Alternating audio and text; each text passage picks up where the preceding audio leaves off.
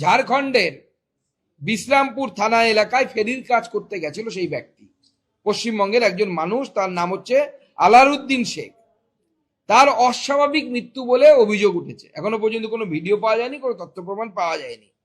আমরা চাইছি তদন্ত হোক, কারণ কোনো মৃত্যুই আমাদের জন্য অনভিপ্রেত এবং তার শোক সন্তপ্ত পরিবারের প্রতি সমস্ত রকমের সহানুভূতি ভারতীয় জনতা পার্টির আছে।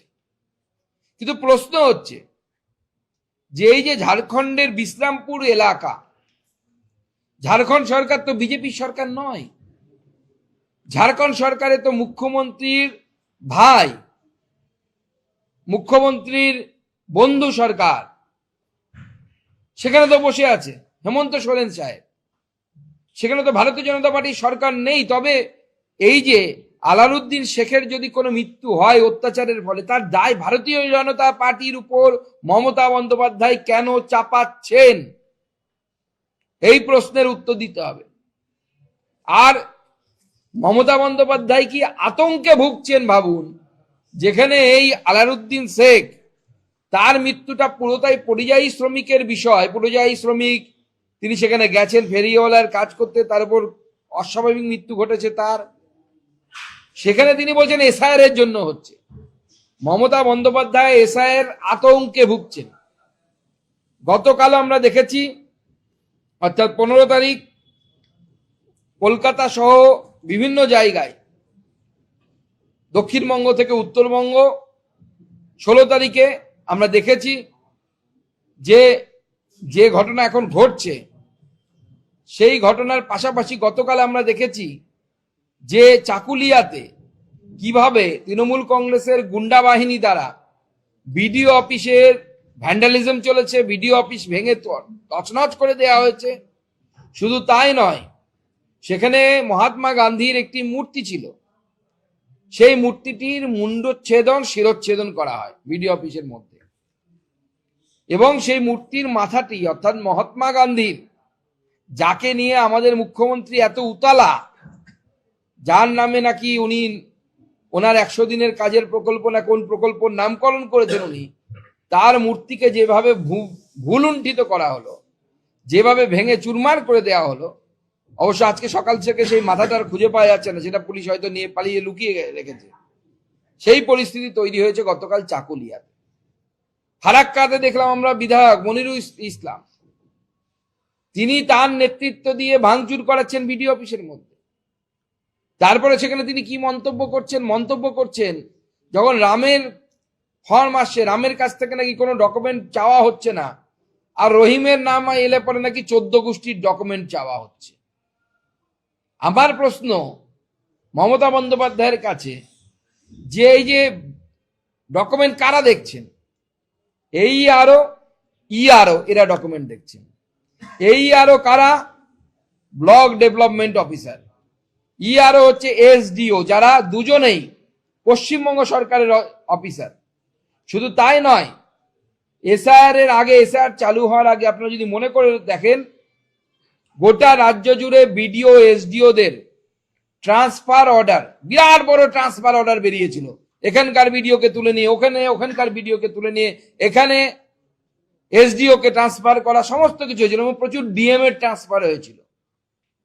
আমার প্রশ্ন, এই ট্রান্সফারটা কি উদ্দেশ্য প্রণোদিত ভাবে করা হয়েছিল, যে এসআইআর এলে পরে বা এসআইআর শুরু হলে পরেই এই দলদাস বিডিওরা বিভিন্ন জায়গায় এমন এক পরিস্থিতি তৈরি করবে যেন সেই পরিস্থিতির মধ্যে দিয়ে একটা বিশৃঙ্খলা যেন গোটা পশ্চিমবঙ্গে সৃষ্টি হয়। এবং এই বিশৃঙ্খলা তৈরি হলে মমতা বন্দ্যোপাধ্যায় তার দুধেল গায়ে বাহিনী, লেঠেল বাহিনীকে নামিয়ে দেবে এবং সেই লেঠেল বাহিনীরা হিন্দুদের উপর আক্রমণ করবে।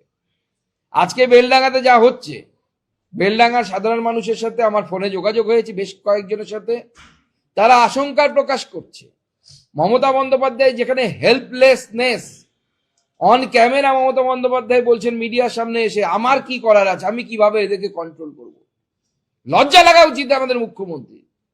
একজন মুখ্যমন্ত্রী যিনি হোম মিনিস্টারের দায়িত্ব সামলাচ্ছেন, তিনি দাঙ্গাকারীদের সামনে আত্মসমর্পণ করছেন, বলছে আমি এদেরকে আটকাবো কি করে। আরে পারবেন না, চেয়ার ছেড়ে চলে যান, আমরা দেখিয়ে দেবো কিভাবে এই দাঙ্গা বন্ধ করতে হয়। আধা ঘন্টার মধ্যে সব বাড়িতে ঢুকিয়ে দেবো। আর যারা বাড়িতে ঢুকবে না তাদের যেখানে পাঠানোর সেখানে পাঠানোর ব্যবস্থা করে দেবো। উত্তরপ্রদেশে তো 2 কোটি নাম বাদ গেছে, পশ্চিমবঙ্গে তো 58 লক্ষ মাত্র। কোথায়? সেখানে তো কেউ দাঙ্গা করছে না, দাঙ্গা করার সাহস হচ্ছে না, কারণ তারা জানে সেখানে বিজেপি আছে। দাঙ্গা করতে এলে একদম যা ব্যবস্থা নেওয়া দরকার আমাদের সরকার সেখানে নেয়। আজকে একজন মুখ্যমন্ত্রী স্যারেন্ডার করছে দাঙ্গাকারীদের সামনে, বলছে আমি ওদেরকে আটকাবো কি করে? এটা একটা মুখ্যমন্ত্রী স্টেটমেন্ট। মাননীয় মুখ্যমন্ত্রী, আপনি আপনার পদে থাকার সমস্ত যোগ্যতা হারিয়েছেন, আপনার এই পদে থাকার কোনো যোগ্যতা নেই। আপনি ইমিডিয়েটলি এই পদ থেকে সরে যান। এই পদ থেকে সরে গিয়ে, আপনার মানসিক স্থিতি ঠিক আছে বলে মনে হচ্ছে না। সব জায়গাতে আপনি এসআইআর এর ভূত দেখছেন, এবং ভূত দেখাটা অস্বাভাবিক কিছু নয়। আপনারা দেখেছেন প্রায় 109টা, আমি আগেও বলেছি 109টা সিট আছে, যে সিটগুলো তৃণমূল জিতেছে, যে মার্জিনে জিতেছে, তার থেকে এখনো পর্যন্ত শুধুমাত্র মৃত শিফটেড ডুপ্লিকেট ভোটারের সংখ্যায় সেই সিটগুলোতে দেখা যাচ্ছে 5000 ভোটে যদি তৃণমূল জিতে থাকে, তার থেকে অনেক বেশি ভোটারের নাম অলরেডি কেটে গেছে। এবং কোনো অভিযোগ নেই কিন্তু যে এরা নাম, এমন নাম কেটে দেওয়া হয়েছে যারা এখনো ভোটার আছে বা জীবিত আছে। শুধু মৃত শিফটেড ডবল এন্ট্রি এইটুকু শুধু কাটা হয়েছে। তাতেই দেখা যাচ্ছে 109টি সিট, 109টি সিটে তৃণমূল যে ব্যবধানে জিতেছিল, 5000 ভোটে জিতেছিল, সেখানে দেখা যাচ্ছে 6000 বা 7000 ভোট কেটে চলে গেছে। 109 আর বিজেপির জেতা 77খানা সিট, সব যোগ করলে কত হয় আপনারা বুঝতে পারছেন। দিদিমণির টাটা বাই বাই শোনার সময় এসে গেছে। রাজনীতি তো হয়, কখনো সরকারে থাকবেন, কখনো সরকারে থাকবেন না। এত উতলা হওয়ার কি আছে যে যার জন্য পশ্চিমবঙ্গকে পশ্চিম বাংলাদেশ বানানোর জন্য এই সমস্ত উগ্র সাম্প্রদায়িক ইসলামিক জিহাদিদের হাতে এই পশ্চিমবঙ্গকে তুলে দেবেন? আমি সাংবাদিক বন্ধুদের মাধ্যমে সমস্ত বাংলার মানুষের সামনে এই প্রশ্ন রাখতে চাই যে আজকে বেলডাঙ্গার কাছে যে দাঙ্গা হচ্ছে, সেই দাঙ্গা যদি কালকে আপনার বাড়ির পাশে হয়, তখন মাননীয় মুখ্যমন্ত্রী আজকে যে মন্তব্য করেছেন, সেই একই মন্তব্য যদি উনি রাখেন যে আমি কিভাবে ওদের আটকাবো, তখন আপনাদের কি হবে? আপনার ফ্ল্যাটটা বাজবে তো? আজকে একজন মহিলা সাংবাদিককে ধরে সেখানে চুল টানা হয়েছে, তার পা ধরে টানা হয়েছে, এবং সেই ঘটনা গণতন্ত্রের উপর শুধু আঘাত তাই নয়, এই ঘটনা আমরা মাঝে মাঝে গল্প শুনি ইংল্যান্ডে নাকি এই ধরনের গ্রুমিং গ্যাং আছে, আর এবং খেলাও আছে সৌদি আরব এবং তার সংলগ্ন এলাকায়, যেখানে মহিলাদেরকে একদল পুরুষ ঘিরে ধরে এবং তারপরে তার উপর এই ধরনের শ্লীলতাহানিমূলক অত্যাচার হয়। ওখানকার সমাজে ওটা বৈধ খেলা হয়। আজকে তো সেই সংস্কৃতি, সেই আরবের সংস্কৃতি, অর্ধশিক্ষিত অশিক্ষিতদের সংস্কৃতি, সেই সংস্কৃতিকে বাংলায় প্রবেশ করাচ্ছেন মাননীয় মুখ্যমন্ত্রী। এই মুখ্যমন্ত্রী যদি থাকেন, আগামী দিনে বাংলার মা বোনেদের ভবিষ্যৎ অন্ধকার। আগামী দিনে মা বোনেরা, বাংলার মা বোনেরা তাদের ইজ্জত কিন্তু বাঁচাতে পারবে না যদি এই মুখ্যমন্ত্রী ক্ষমতায় থাকে।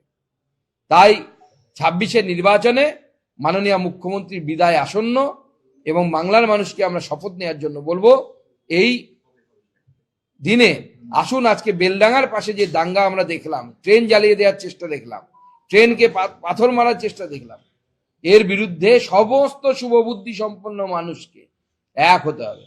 এমনকি যারা শিক্ষিত মুসলিম, অসাম্প্রদায়িক মুসলিম, যারা গান গাওয়াকে হারাম মনে করেন না, নিজের ছেলে মেয়েকে গান গাওয়ান, কবিতা আবৃত্তি শেখান, রবীন্দ্রসঙ্গীত শেখান, সকলকে এক ছাদের তলায় আসতে হবে। নাহলে যেভাবে ছায়ানটকে বাংলাদেশে ধ্বংস করে দেয়া হলো, হারমোনিয়াম ভেঙে ফেলা হলো, তবলা ভেঙে ফেলা হলো, হারমোনিয়াম জ্বালিয়ে দেওয়া হলো, সেই ধরনের পরিস্থিতি আগামী দিনে আপনার রবীন্দ্র সদনে বা ভিক্টোরিয়া চত্বরে হয়তো আমরা দেখতে পেতে পারি, কলকাতার বুকে পেতে পারি। তাই আমাদের এখন সজাগ হওয়ার সময় এসেছে, এবং আমরা সকলের কাছে আহ্বান রাখছি, সকল শুভবুদ্ধি সম্পন্ন মানুষের কাছে, যে আসুন আমরা সকলে মিলে সামনের দিকে একত্রিত হয়ে এগিয়ে আসি, এবং এই সাম্প্রদায়িক শক্তি যে ভস্মাসুর মাননীয় মমতা বন্দ্যোপাধ্যায় তৈরি করেছেন শুধুমাত্র ভোট ব্যাংকের জন্য, এই ভস্মাসুরের হাত থেকে পশ্চিমবঙ্গকে রক্ষা করে। এখন একজন মুখ্যমন্ত্রী কেন্দ্রীয় সংস্থার নাম নিচ্ছেন এইভাবে, মুখ্যমন্ত্রীর কাছে তথ্য প্রমাণ থাকলে আমরা চ্যালেঞ্জ করছি সেই তথ্য প্রমাণ দিন। ওখানে বিজেপি থাকবে কি করে? সব তো দাড়িওয়ালা আর টুপিওয়ালা, ওখানে বিজেপি কোথায়? যদি বিজেপি থাকতো তাহলে তো লাল টিপ পরা কেউ না কেউ থাকতো ওখানে, সেখানে তো দেখা যাচ্ছে না কাউকে। বিজেপির সরকার গঠন হলে পরে 10 বছরের মধ্যে আমরা পরিস্থিতির পরিবর্তন আনবো। সিঙ্গুরে টাটা ফেরত আসবে, বাংলায় শিল্পায়ন হবে। আমরা করে দেখিয়েছি বিভিন্ন জায়গায় কিভাবে শিল্পায়ন করতে হয় আমরা জানি। আমরা তোলাবাজি সিন্ডিকেট বন্ধ করব এবং বাংলার মানুষের হাতে কাজ দেব। এই মুহূর্তে বাংলার মানুষের কাছে কাজ নেই। গত 2 দিন আগে আমি টাটার সেই পরিত্যক্ত জমিতে গেছিলাম, তার আশেপাশে সিঙ্গুরের মানুষের একটাই কথা, ভাতা নয় টাটা চাই। এটাই বাংলার মুখ্য বিষয়। হাতে কর্মসংস্থান চাই। 1000 টাকায় আপনার সংসার চলবে না, 1200 টাকায় আপনার সংসার চলবে না, তা দিয়ে ঘুগনি বেচে আপনার সংসার চালানোর ক্ষমতা আপনার হাতে থাকবে না।